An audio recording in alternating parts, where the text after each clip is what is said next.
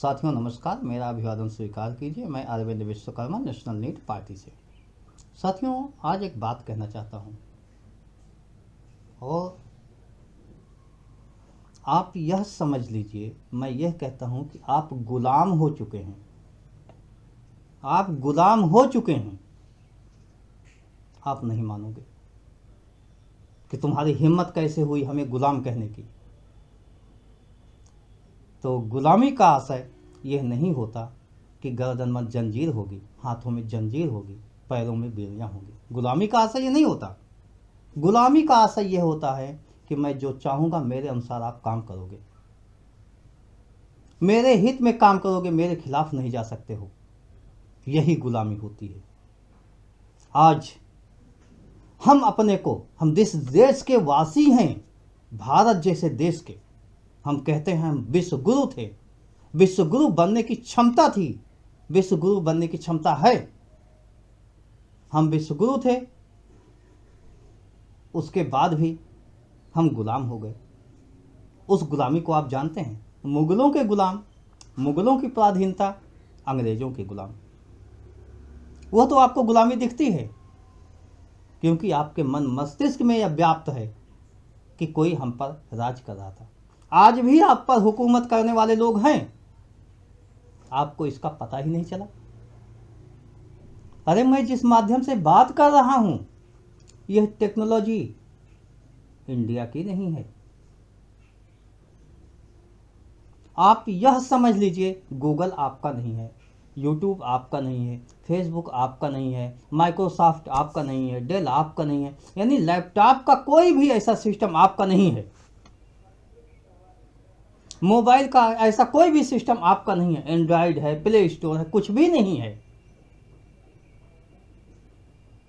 वो किसी और का है, उस पर किसी और की हुकूमत चलती है।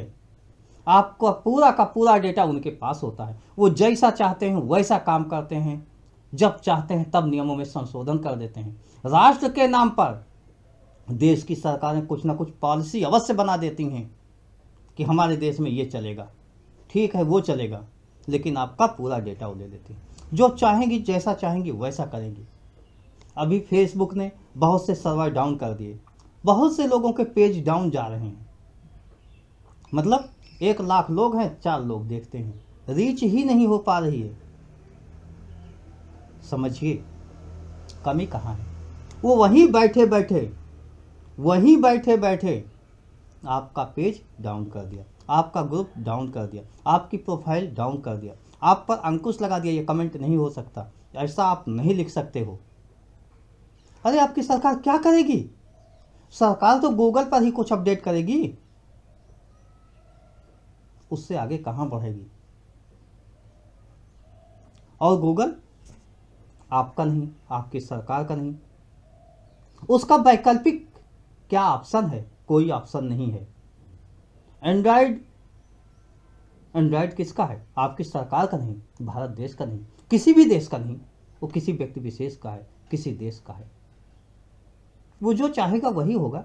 आप एंड्रॉयड हटा कर देख लो, मोबाइल चला कर देख लो, नहीं चला सकते हो। तो कैसे काम करोगे? कुल मिला के सिस्टमेटिक रूप से हमारे पैरों में बेड़ियां नहीं हैं, लेकिन वो जो चाहते हैं हमें वो करना होगा, उनके हिसाब से चलना होगा।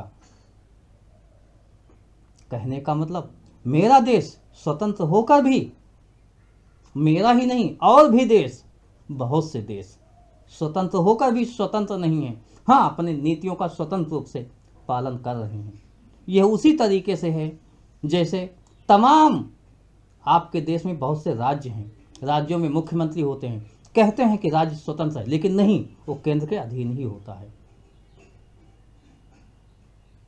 जिस तरीके से हम कहते हैं गांव का मुखिया स्वतंत्र होता है, लेकिन नहीं, वो राज्य सरकार के अधीन होता है, जिला प्रशासन के अधीन ही उसे काम करना होता है। इसी तरीके से हम सिस्टमेटिक रूप से कितना भी कह दें कि हम स्वतंत्र हैं, बिल्कुल हम स्वतंत्र नहीं हैं।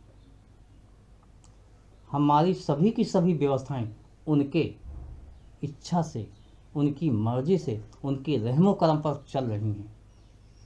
हटाकर तो देख लो, ज़्यादा से ज़्यादा आप यही कर सकते हो, कम ये नहीं यूज करेंगे, वो नहीं यूज करेंगे, हम फेसबुक नहीं यूज करेंगे, हम व्हाट्सएप नहीं यूज करेंगे। अरे नहीं यूज करोगे ना करो, कहाँ जाओगे? कोई भी और ऑप्शन, कोई भी और ऑप्शन तलाशोगे तो प्ले स्टोर तक जाओगे, प्ले स्टोर भी तो उन्हीं का है। कहाँ जाओगे? कहीं नहीं जाओगे। कोई भी दूसरा ऐप बनाओगे उसी पर अपडेट करोगे, प्ले स्टोर पर ही। आप दूसरे ऑप्शन दो चार नाम बता सकते हो, लेकिन सबका मुखिया कोई एक, वो कोई राष्ट्र नहीं, विश्व बिरादरी के सभी लोग मिलकर उसका संचालन नहीं कर रहे हैं। आप समझिए कि आपको कोई हैंडल कर रहा है। जैसे हमारे यहाँ एक मान्यता है कि देवता होते थे, सब पर वो राज करते थे, जो चाहते थे वही होता था, अंततः विजय उनकी होती थी। राक्षस कितना भी बलशाली हो, उनके रहमो करम पर होता था, नहीं तो नहीं। उसी तरीके से आज कोई भी देश कितना भी सक्षम हो, सेना कितनी भी सक्षम हो, उस सेना का पूरा तंत्र उनके पास है, पूरा तंत्र, पूरी व्यवस्था,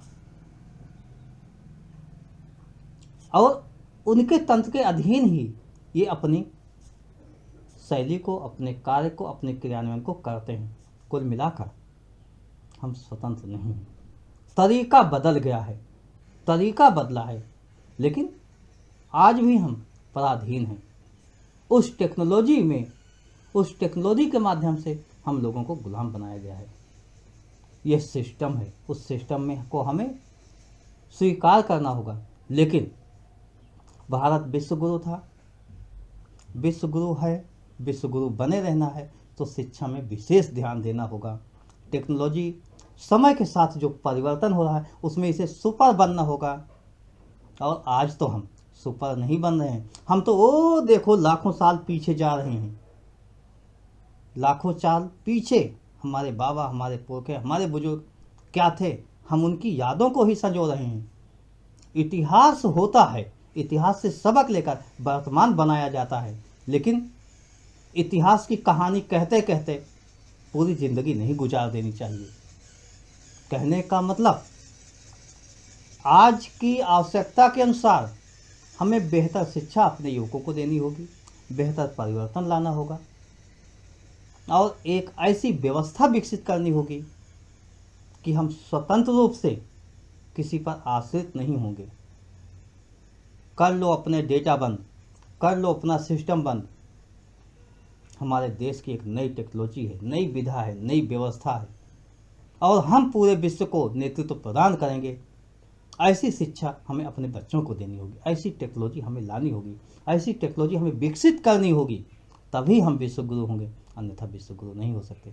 आइए ऐसी टेक्नोलॉजी के साथ, ऐसे सिद्धांतों के लिए, ऐसी व्यवस्था के लिए देश के प्रत्येक युवा को, जो सर्वथा सक्षम है, बहुत बुद्धिमान है, उसमें कौशल है, उसके कौशल को जागृत किया जाए, उसे मौका दिया जाए। और उसे मौका देने के लिए जो पार्लियामेंट में, तमाम सदनों में भ्रष्टाचारी, लुटेरे, डकैत, बलात्कारी ये लोग पहुँचे हैं, उन्हें वहाँ से हटाओ, योग्य लोगों को वहाँ तक ले आओ, जो आपके अपने हैं, आपके बीच के हैं, निष्कलंक हैं, जिन पर कोई ऐसा आरोप नहीं। ऐसे लोगों को ले आओ, होनहार लोगों को ले आओ कि वो सकारात्मक सोचें, तो देश के लिए सोचें। आज जो नेता हैं वो देश के लिए नहीं सोचते।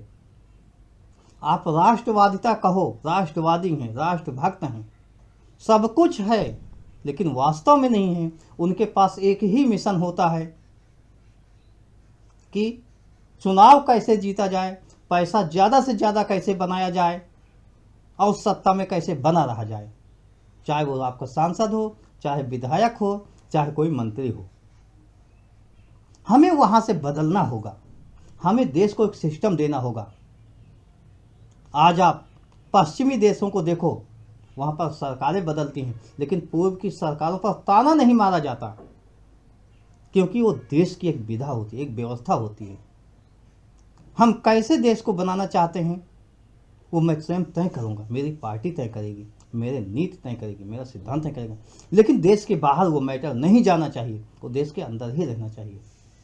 और जब आप मौका परस्त लोगों को चुनोगे तो मौका परस्त लोग मौके को भुनाने के लिए सत्ता में बने रहने के लिए किसी भी कीमत पर जा सकते हैं, और जो किसी भी कीमत पर जा सकता है, जो सत्ता के लिए कुछ भी कर सकता है, वास्तव में वह राष्ट्रभक्त नहीं हो सकता। मैंने बताया कि हम लोग एक तरीके से गुलामी की बेड़ियों में जकड़ चुके हैं। उससे स्वतंत्र होना है तो हमें अपने युवाओं को वो कौशल प्रदान ही करना होगा, और सिस्टमेटिक तरीके से प्रदान करना होगा, जिससे कि वो आगे बढ़ सके। आइए आपका स्वागत करते हैं नेशनल नीड पार्टी में। निश्चित ही नेशनल नीड पार्टी आपकी उन सारी नीड को, उन सारी ज़रूरतों को पूरा करेगी जो आपकी होगी, क्योंकि मुझे पता है, नेशनल नीड पार्टी को पता है कि आपकी नीड फुलफिल हो जाएगी, देश के प्रत्येक नागरिकों की नीड फुलफिल हो जाएगी, यानी सभी की ज़रूरतें पूरी हो जाएंगी, तो देश में कोई ऐसा रहेगा ही नहीं जिसकी कोई विशेष ज़रूरत हो। तो सभी राष्ट्रभक्त होंगे, सभी राष्ट्र प्रेमी होंगे, और सभी की ज़रूरतें पूरी होंगी, तो सभी संपन्न हो जाएंगे। और सभी जिस देश के लोग संपन्न होते हैं, वही तो संपन्न देश होता है, वही विश्व गुरु होता है, वही विश्व को आईना दिखा सकता है। आइए ऐसे देश के निर्माण के लिए, राष्ट्र के निर्माण के लिए हम लोग मिलकर पूरी ताकत लगाकर, नेक सिद्धांतों के साथ, नेक नीतियों के साथ, अच्छे विचारों के साथ आगे बढ़ते हैं। आपका स्वागत नेशनल नीड पार्टी में मैं करता हूँ। आइए, स्वागत है। धन्यवाद। जय हिंद, जय भारत।